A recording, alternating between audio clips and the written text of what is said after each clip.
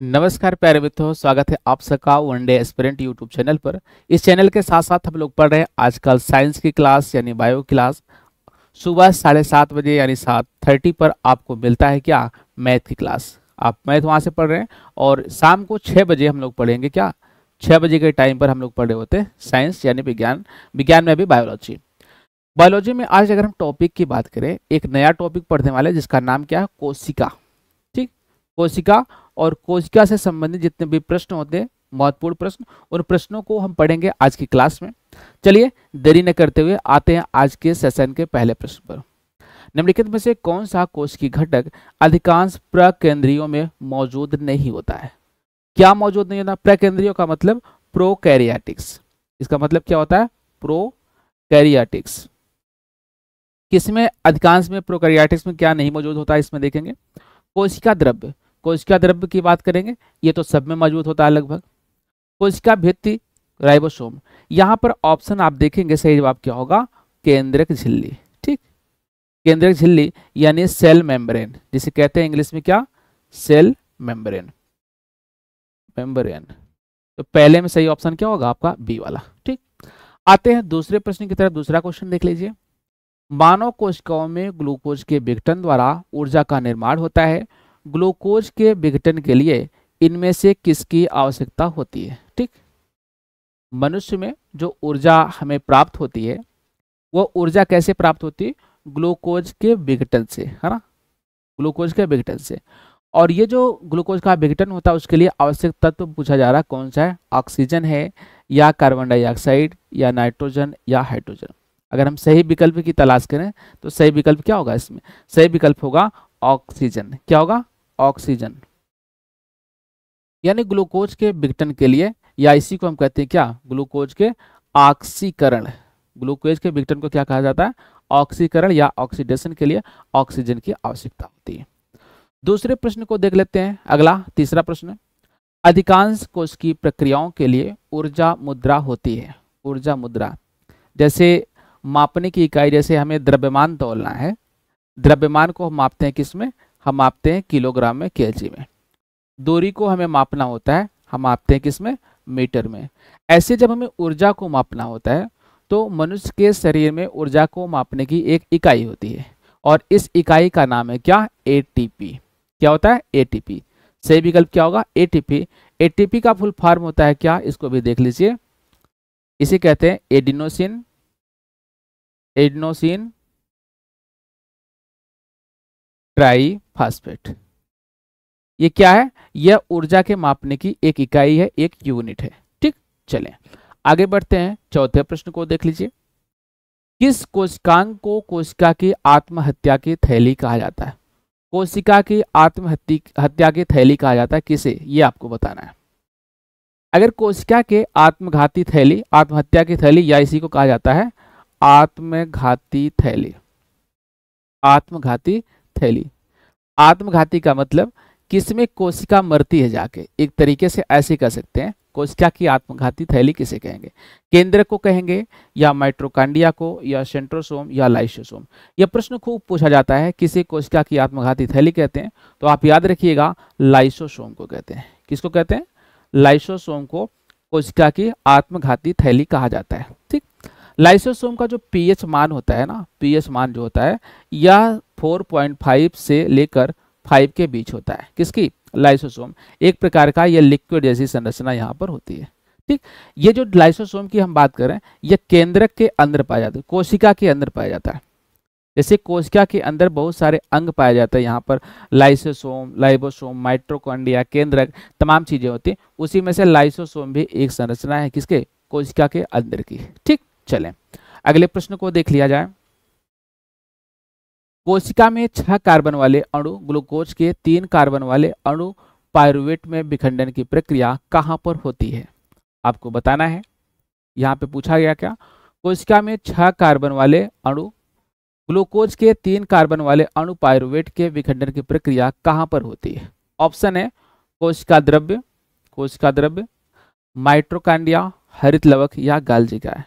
तो सही जवाब क्या होगा? कोशिका में 6 कार्बन वाले अणु ग्लूकोज के 3 कार्बन वाले अणु पायरुवेट में विखंडन की, मतलब कार्बन यानी कार्बन के 6 अणु से विखंडन होकर किसमें कार्बन के 3 अणु वाले में जाना है। तो ऐसे में किस प्रक्रिया से ये कहाँ पर होती है, ये होती है आपका कोशिका द्रव्य में। ठीक, इसमें होती है कोशिका द्रव्य में। ए वाला ऑप्शन आपका होगा सही। चलिए ऐसे हम क्वेश्चन नंबर 6 का देखें। देखिए जल्दी जल्दी हम लोग 30 प्रश्नों को देख लेंगे। अगला प्रश्न क्या कह रहा, प्रोकैरियोटिक राइबोसोम की उप इकाई संरचना क्या है। प्रोकैरियोटिक राइबोसोम की उप इकाई संरचना क्या होती है। यहाँ पे एक अंक दिया है 50s से 40s, 60s से 40s, या 50s से 30s, या 0s से 30s। अगर हम सही उत्तर की बात करें तो सही उत्तर क्या होगा, सही उत्तर होगा आपका 50s से 30s। कहने का मतलब जब आपसे पूछे प्रोकैरियोटिक राइबोसोम की उप इकाई, तो इसकी उप इकाई होती क्या 50s से 50s, और दूसरा होता 30s। ठीक, यानी 50s 30s। चलिए क्वेश्चन नंबर 7वां देख लीजिए। प्रकेंद्री कोशिकाओं, प्रकेंद्री मतलब प्रोकैरियोटिक, प्रकेंद्री कोशिका की कुछ विशेषताओं का उल्लेख नीचे किया गया है। दिए गए विकल्पों में से गलत विकल्प चुनिए। क्या चुनना है, हमको गलत विकल्प चुनना है। और देखिए यहाँ पे सही जवाब क्या होगा। 7वें प्रश्न की बात हो रही है, क्वेश्चन नंबर 7 की बात हो रही है। देखिए यहाँ पर क्या कहा है कि झिल्लीबद्ध कोशिकांग की मौजूदगी होती है किसमें, प्रोकैरियोटिक। ये कह रहा है इसके बारे में, प्रोकैरियोटिक कोशिका के बारे में कह रहा कि इसकी क्या विशेषता है। पहली विशेषता बता रहा है झिल्लीबद्ध कोशिकांग की मौजूदगी होती है, अथवा अत्यधिक छोटा आकार, अथवा एकल गुणसूत्र, या इसका नाभिकीय क्षेत्र केंद्रकाव कहलाता है। अब आपको बताना है इसमें से सही विकल्प क्या होगा, सही उत्तर क्या होगा, उपयुक्त उत्तर क्या होगा। ठीक है, अगर आप देखेंगे पहली बात जो इसमें दिया गया है झिल्लीबद्ध कोशिकांग की मौजूदगी। ठीक, यानी इसमें सेल मेम्ब्रेन होती है।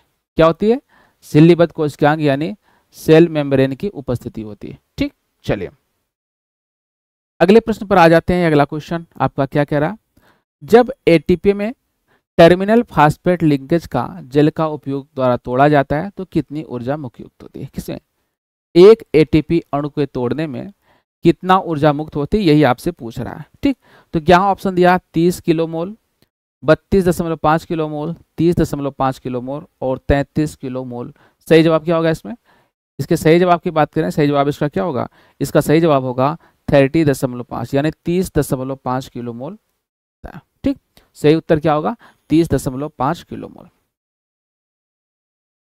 9वां, कौन सा कोशिकांग विषाक्त पदार्थों और औषधियों के जहरीले प्रभाव को खत्म कर देता है। देखिए ये इंपॉर्टेंट क्वेश्चन है, ये सब पूछा जा रहा है आपसे क्या पूछा जा रहा, सॉरी, कि कौन सा कोशिकांग, मतलब कोशिका ये हो गई, कोशिका के भीतर हमने बताया ना लाइबोसोम, लाइसोसोम, माइटोकॉन्ड्रिया, है ना, इसके अलावा तमाम एक लिक्विड भरा होता है।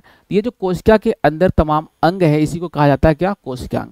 और आपसे पूछा जा रहा है कोशिकांग में कौन सा अंग है, यानी कोशिका का कौन सा अंग है जो जहरीले पदार्थों के प्रभाव को खत्म कर देता है। जैसे हम खाते हैं ना, कुछ विषाक्त पदार्थ भी कई बार खा जाते हैं, कई बार जैसे सब्जियों फलों पर दवाई छिड़की गई तो जहरीला होता है, वो भी हमारे अंदर जाता है। तो इसमें कोशिकाएं क्या करती हैं, कोशिका के अंदर जो अंग है इसके जहरीले प्रभाव को खत्म कर देते हैं। तो कौन सी कोशिका ऐसी करती है, अंतर्द्रव्य जालिका, अंतर्द्रव्य जालिका, या राइबोसोम, या गाल्जिका, या माइटोकॉन्ड्रिया। अगर आप सही जवाब देखेंगे इसका सही जवाब क्या होगा, जहरीले प्रभाव को कम करने का काम जो आपका करती है वो कहती है क्या, अंतर्द्रव्य जालिका। सही जवाब क्या होगा, अंतर्द्रव्य जालिका। बाकी ऑप्शन होंगे गलत। ठीक, चलें, निम्न में से किस प्राणी ऊतक में चपटी कोशिकाएं पाई जाती हैं। किस प्राणी ऊतक में चपटी कोशिकाएं पाई जाती हैं। अक्सर कोशिकाएं कैसी होती हैं, ऐसी संरचना में गोलाकार होती है, या कुछ में ऐसे हेक्सागोन एक तरीके से कहें ऐसी स्थिति होती है, यानी 6 वाली स्थिति। ठीक, 6 किनारों वाला ऐसी मिलती है। तो कोशिकाएं की इस प्रकार से होती है। आपसे पूछा रहा है किसमें चपटी कोशिकाएं मिलती है।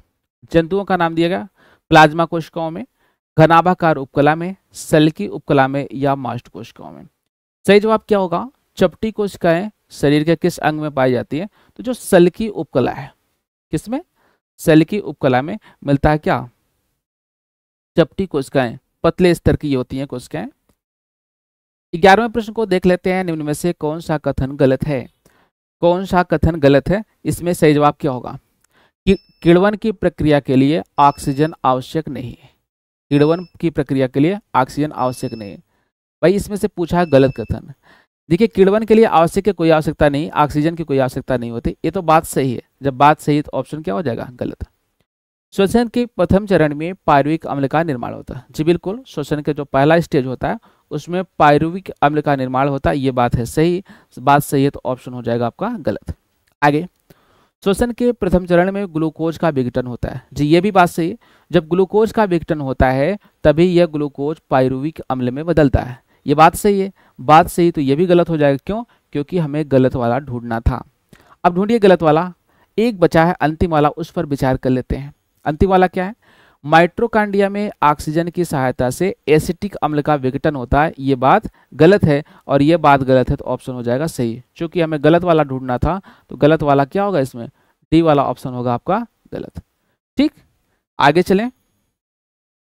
अगले प्रश्न की तरफ आते हैं। कशेरुकियों में कशेरुकियों की यकृत कोशिकाओं में SER द्वारा कौन सा महत्वपूर्ण कार्य किया जाता है? आपको बताना है। दिया गया विकल्प है औषधियों और विषों का निराविषीकरण, लिपिड्स का संश्लेषण, लिपिड्स नहीं लिपिड है, लिपिड का संश्लेषण, प्रोटीन का संश्लेषण, जटिल संरचनाओं का संश्लेषण। आपको ये बताना है इनके दिए गए विकल्पों में से सही क्या होगा। कशेरुकी प्राणियों की जो यकृत कोशिकाएं होती है, जो लीवर की कोशिकाएं होती है, उसमें SER का क्या कार्य होता है? देखिए जो यकृत में SER कोशिकाएं होती है, इनका जो प्रमुख काम होता है, प्रमुख कार्य होता है, जो विषाक्त पदार्थ हैं, जो विषाक्त पदार्थ हमारे शरीर में जाते हैं, इन विषाक्त पदार्थों को सामान्य पदार्थों जैसे कि अमोनिया से यह बना देगा किसमें? या यूरिया में बदल देगा। यूरिया डायरेक्ट जहरीला होता है ना, इसमें नाइट्रोजन के रूप में ये बदल देगा। मतलब ऐसे पदार्थों में ये बदल देता है जो कम हानिकारक है और इसे मल मूत्र के माध्यम से बाहर कर दिया जाता है शरीर से। तो कहने का मतलब क्या करते हैं? औषधियों और विषों का निराविषीकरण। जैसे जब हम दवाएं खाते हैं, कई दवाएं ऐसी होती हैं जो हमारे लिए हानिकारक भी होती है, उसके कुछ तत्व हानिकारक होते हैं। तो क्या करता है हमारा लीवर? उसमें जो जरूरत की चीजें उसे रख कर बाकी को दूसरे रूप में बदल कर बाहर कर देता है। निम्नलिखित में से किस कोशिकीय घटक को कोशिका के प्रोटीन के कारखाने के रूप में जानता है? कोशिका के प्रोटीन के कारखाने के रूप में किसे जाना जाता है? राइबोसोम, गाल्जिकाय, माइटोकांड्रिया या हरित लवक? बताइए क्या होगा। यहाँ पे आपसे पूछा जा रहा है कोशिका के प्रोटीन का कारखाना, कोशिका के प्रोटीन का कारखाना किसे कहा जाता है? ये आपको बताना है। Question number 13। क्वेश्चन नंबर 13 बताइए। आपको दिया गया है राइबोसोम, आपको दिया है गाल्जिकाय, माइटोकांड्रिया और हरित लवक। इसमें से कौन सा विकल्प सही होगा यही आपको बताना है। ठीक है, प्रोटीन के कारखाने की बात करें, एक अभी आपने देखा था राइबोसोम। ठीक, राइबोसोम को क्या कहा जाता है? प्रोटीन का कारखाना। वहीं लाइसोसोम की बात करें, लाइसोसोम की बात करें, इसे क्या कहा जाता है? कोशिका की आत्मघाती थैली, कोशिका की आत्मघाती थैली। अभी हम पीछे बता चुके हैं इसके बारे में। ठीक है, चलें। निम्न में से किसे कोशिका का पावर हाउस कहा जाता है? ऑप्शन है माइटोकांड्रिया, लाल रक्त कणिकाएं, श्वेत रक्त कणिकाएं या प्लाज्मा झिल्ली। तो कोशिका का पावर हाउस किसे कहा जाता है? माइटोकांड्रिया को। माइटोकांड्रिया जो कोशिका के अंदर का एक अंग है, एक कोशिकांग, उसे कहा जाता है क्या? कोशिका का पावर हाउस। ठीक, चलिए क्वेश्चन नंबर 15 को देख लेते हैं। 15वां प्रश्न क्या है? यूकैरियोटिक कोशिकाओं के निम्न में से किस कोशिकांग को आत्मघाती थैली कहा जाता है? आत्मघाती थैली की बात करें, अभी मैंने पीछे ही बताया कि किसे आत्मघाती थैली के रूप में जाना जाता है। तो सही जवाब क्या होगा? अभी थोड़ी देर पहले बताया था, लाइसोसोम को कहते हैं आत्मघाती थैली और राइबोसोम को कहा जाता है क्या? राइबोसोम को कहा जाता है क्या? आप अभी देखे थे प्रोटीन का कारखाना। ठीक, चलो अगले प्रश्न को हम देखते हैं। निम्नलिखित में से किस कोशिकांग को कोशिका की आत्मघाती थैली के रूप में जाना जाता है? फिर से वही क्वेश्चन है, रिपीटेड है। रिपीटेड इसलिए भी होता है कई बार कि देखिए अगर किसी एक एग्जाम में पूछा गया, जैसे रेलवे के एग्जाम की बात है, ये मान लीजिए 2016 में पूछा गया था, तो पिछला वाला 15 में 14 में कभी पूछा गया होगा। इस प्रकार से रिपीटेड क्वेश्चन भी आपको देखने को मिल रहे हैं, पर उससे आपको घबराना नहीं। आपने एक बार सही किया तो आगे भी सही करें, बस ऐसा कोशिश रहेगा। चलें, अगला प्रश्न है क्या स्लाइडेन और स्वान विद्वान है दोनों, एक है, एक का नाम है स्लाइडेन और दूसरे का नाम है क्या स्वान, एक कुत्ता वाला स्वान नहीं, विद्वान है। दिया गया कोशिका सिद्धांत निम्नलिखित में से किन जीवों पर लागू नहीं होता है।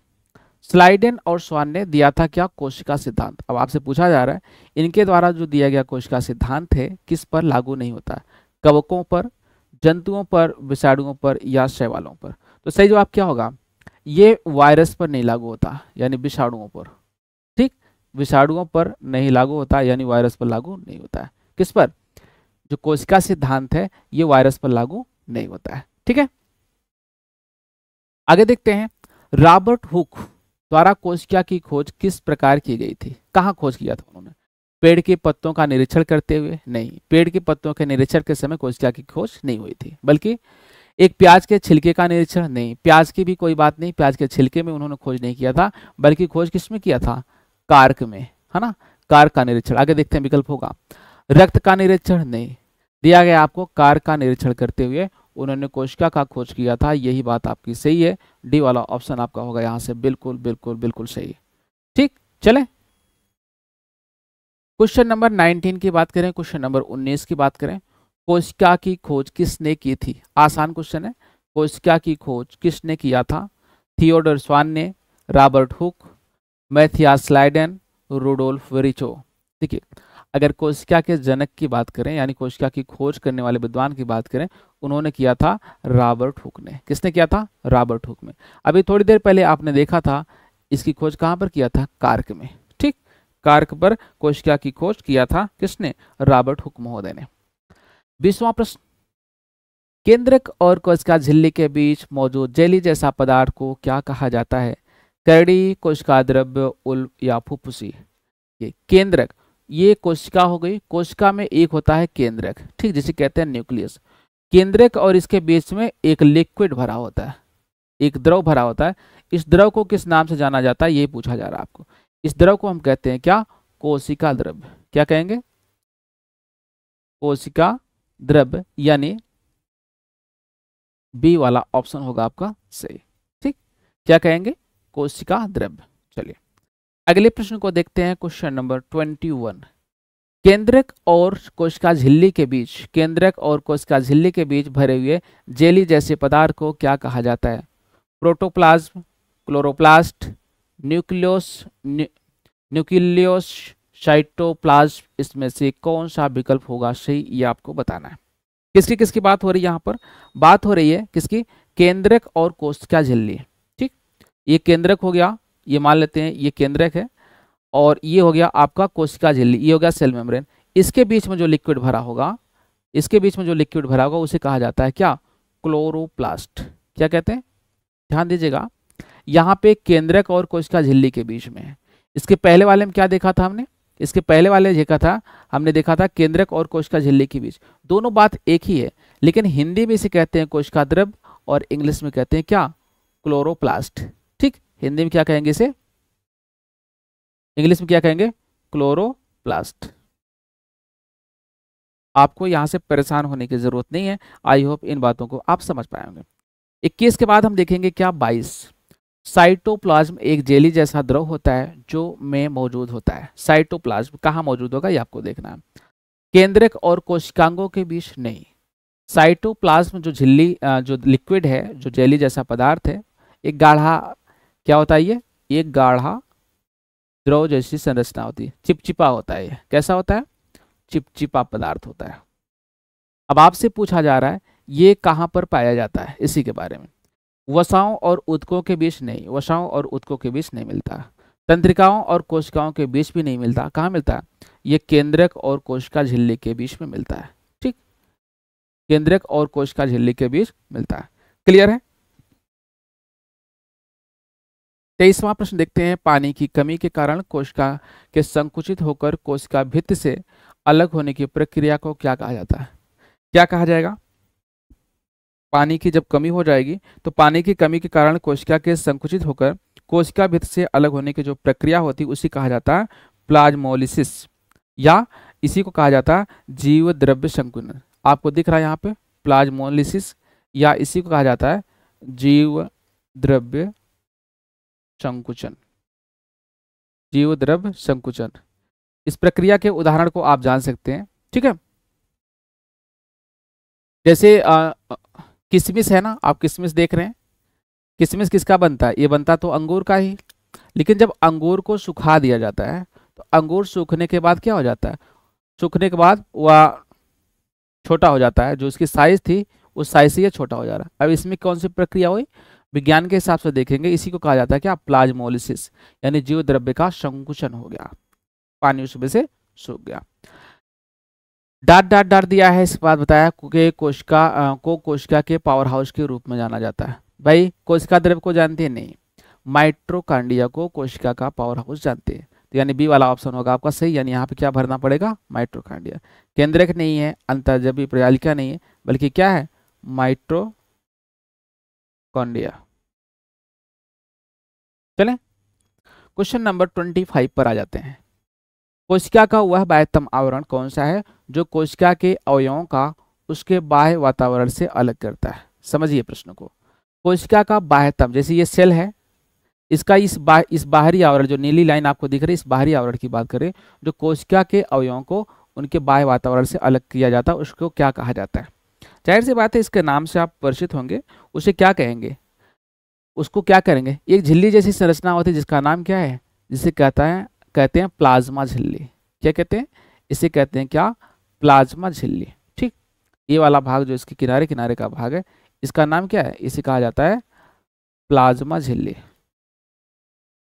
प्लाज्मा झिल्ली। चले, इक्वेटोरियन प्लेट पर कोशिका के केंद्र में गुणसूत्रों का संरेखण माइटोसिस, जिसे कहते हैं माइटोसिस, एक प्रक्रिया के किस चरण का गठन करना है? टेलीफेज, प्रोफेज, मेटाफेज, एनाफेज। देखिए कोशिका का जो विभाजन होता है, कोशिका के विभाजन 6 चरणों में पूरे होते हैं। कितने में? कोशिका का विभाजन 6 चरणों में होता है। इन 6 चरणों की ही बात हो रही है कि केंद्रक में गुणसूत्रों का संरेखण, यानी गुणसूत्रों का जो संरेखण है, जैसे एक कोशिका ऐसे दूसरी कोशिका में ये बदल रही है। ठीक, यहाँ मतलब विभाजन हो रहा है, एक केंद्रक यहाँ बना। अब यहाँ पे जो गुणसूत्र हैं, इनका विभाजन किस स्टेज में होता है, किस चरण में होता है, यही आपसे पूछा जा रहा है। ठीक, तो अगर इसकी हम बात करें, ये होता है मेटाफेज में। कब ये होता है? मेटाफेज में। जी कहते हैं इस प्रक्रिया का नाम माइटोसिस। क्या कहते हैं? माइटोसिस। गुणसूत्री विभाजन भी कहते हैं इसको। क्वेश्चन नंबर 27, हम 30 क्वेश्चन करेंगे, अंतिम की तरफ बढ़ रहे हैं धीरे धीरे। स्वतंत्र अस्तित्व के सक्षम जीव की सबसे छोटी इकाई। स्वतंत्र अस्तित्व के सक्षम जीव की सबसे छोटी इकाई। जो प्रश्न शुरुआत में रखने थे, हमने रखा है लास्ट में। क्या कहेंगे? कोशिका, या कह सकते हैं जीवन की सबसे छोटी इकाई। क्या कह सकते हैं? जीवन की सबसे छोटी इकाई। जो जीवन की सबसे छोटी इकाई है, उसको हम जानते हैं किसके नाम से? कोशिका के नाम से, यानी सेल के नाम से। चाहे वो जंतु हो और चाहे वनस्पति हो, सब में सबसे छोटी इकाई क्या है? जैसे मकान बनता है छोटे छोटे ईंटों से जुड़कर बनता है, ऐसे हमारा शरीर भी छोटी छोटी कोशिकाओं से जुड़कर ही बना होता है, चाहे जीव हो चाहे वनस्पति हो, सब में। जीवन की मूलभूत इकाई क्या है? कोशिका, अंग, ऊतक या नाभिक। अभी हमने देखा जीवन की छोटी इकाई की बात हो रही, मूलभूत इकाई की बात हो रही, तो क्या होगा? कोशिका यानी सेल। कोशिका यानी सेल। अंग तो बाद में बनता है, ऊतक ना। कोशिका से बनता है क्या? सेल से बनता है क्या? टिश्यू बनेगा, टिश्यू यानी ऊतक। ऊतक से छोटे छोटे अंग बनेंगे, यानी ऑर्गन बनेंगे। ऑर्गन से बनेगा क्या? ऑर्गेनिज्म। ऑर्गेनिज्म या ऑर्गन सिस्टम बनता है। इसके बाद क्या बनता है? Organ system. ऑर्गन सिस्टम के बाद बनता है ऑर्गेनिज्म यानी जीव। ठीक, तो ये कई सारे चरणों में ये प्रक्रिया पूरी होती है। अगले पेज पर आते हैं, क्वेश्चन नंबर 29। कोशिकाओं में प्रोटीन, लिपिड के परिवहन, संशोधन और पैकेजिंग के लिए निम्नलिखित में से कौन सा कोशिकांग उत्तरदायी है? आपको बताना है किसकी बात हो रही है यहाँ पर। कोशिकाओं में प्रोटीन और लिपिड के परिवहन, संशोधन, पैकेजिंग इत्यादि के लिए कौन सा कोशिकांग, यानी कौन सा कोशिका के अंदर का अंग जिम्मेदार होता है, उसकी अगर हम बात करें। खुरदरी अंतःप्रजलवी जालिका, नहीं, गलत है। चिकनी अंतःप्रदब्बी जालिका, ये भी नहीं है। राइबोसोम भी नहीं, बल्कि क्या होता है? गोल्जी गाय। या आप समझिएगा क्या, गोल्जी गाय क्या, यह परिवहन के लिए जिम्मेदार है क्या? परिवहन के लिए जिम्मेदार है किसके? प्रोटीन का। प्रोटीन का परिवहन हुआ, पैकेजिंग हुआ, रख रखाव हुआ, ये कोशिका के अंदर का एक अंग काम करता है जिसका नाम क्या है? गोल्गी का है। चलिए आज के क्लास के अंतिम प्रश्न को हम देख लेते हैं। अंतिम प्रश्न क्या है? निम्न में से कौन सी झिल्ली संयोजित थैली पाचक एंजाइमों से भरी होती है? पाचक एंजाइमों की बात करेंगे, यानी कौन सी थैली पाचक एंजाइम से भरी होती है। अगर उसकी हम बात करें क्या होगा? कौन सी थैली पाचक एंजाइमों से भरी होती है, अगर हम उसकी बात करें तो क्या होगा? आप देखिएगा ध्यान से, गाल्जी क्या है? नहीं, गाल्जी क्या है? तो प्रोटीन का रख रखाव करता है। माइट्रोकांड्रिया नहीं होगा क्योंकि ये कोशिका का, ये है पावर हाउस, कोशिका का पावर हाउस। लाइसोसोम होगा, क्यों? लाइसोसोम, लाइसोसोम ही सही होगा। पाचक एंजाइमों से ये भरी होती है। यहां पर, यहीं पर कोशिका का पाचन भी होता है। क्या कह सकते हैं? कोशिका का पाचन, या कह सकते हैं ये कोशिका की ये आत्मघाती थैली के नाम से भी इसको जानते हैं, लाइसोसोम। ठीक है, लाइसोसोम। आगे चलें, आगे चलें। तो हमें लगता है इतनी प्रश्न आप समझ पाए होंगे। आते हैं आज के सेशन के अंतिम प्रश्न पर। देखिए, जैसा कि आप परिचित है इस बात से कि डेली सुबह 7 बजे 7:30 पर आपको मैथ की कक्षाएं मिलती हैं, मैथ की कक्षाएं मिलती है। बाकी डेली हम ऐसे आपको 6 बजे शाम को, 6 बजे शाम को बायो की क्लास के साथ आप लोग के बीच में उपस्थित होते रहेंगे। ठीक, किसी भी क्वारी के लिए आप कमेंट बॉक्स में कमेंट कर सकते हैं। बाकी बहुत जल्दी है आपको एप्लीकेशन पर क्लासेस मिलना शुरू होंगी। चलिए आज की क्लास में इतना ही। आप सबको धन्यवाद, गुड नाइट, फिर मिलते हैं कल।